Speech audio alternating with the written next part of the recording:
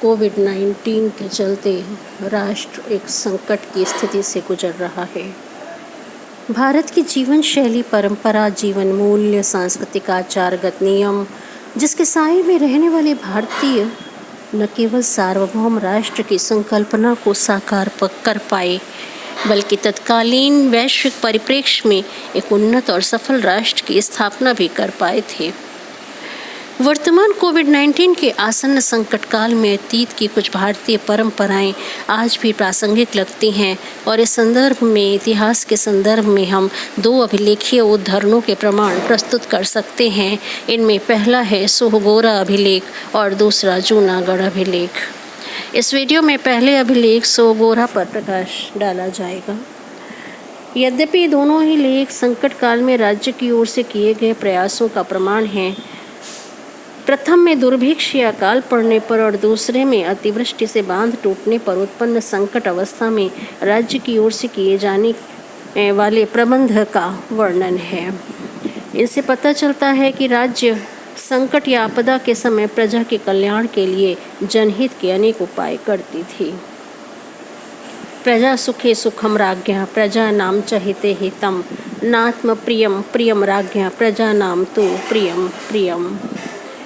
अर्थशास्त्र के इस उदाहरण से भारतीय संस्कृति की उस सनातन धारा पर प्रकाश पड़ता है जिसके अनुसार प्रजा के सुख में राजा का सुख माना गया, प्रजा के हित में ही उसका हित माना गया।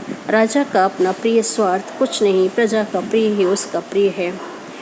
आपातकाल में चाहे वो अकाल हो, सूखा हो, महामारी हो या प्राकृतिक विपदा हो, राजा का राजधर्म प्रजा का पोषण है और लगभग सभी राज व्यवस्थाकारों ने इस पर अपने मत दिए हैं।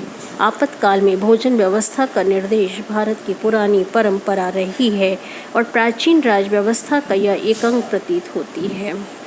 सोहगोरा ताम्रपत्र लेख संयोग से उत्तर प्रदेश के गोरखपुर जिले के बांसगांव तहसील के सोहगोरा नामक स्थान से मिला है और इस समय कलकत्ता के एशियाटिक सोसाइटी में सुरक्षित है। इसके ऊपरी भाग में 7 आकृतियां हैं, नीचे 4 पंक्तियों में लेख है और यह अनुमान लगाया जाता है कि ऊपर की ओर जो भवन की आकृति बनी है वो कोष्ठागार या अन्नागार की सूचक रही होगी।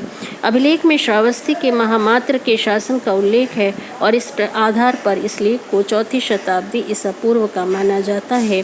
ब्राह्मी लिपि और प्राकृत भाषा में उत्कीर्ण इस लेख में राज्य की ओर से स्थापित 2 कोष्ठागारों और उनके प्रयोग का निर्देश है, जिसका प्रयोग केवल अकाल आदि आपातकाल के निवारण के लिए किए जाने का निर्देश दिया गया है। यह एक प्रशासनिक अभिलेख है और जिसका उद्देश्य नगरों की व्यवस्था पर आदेश को सुरक्षित करना था।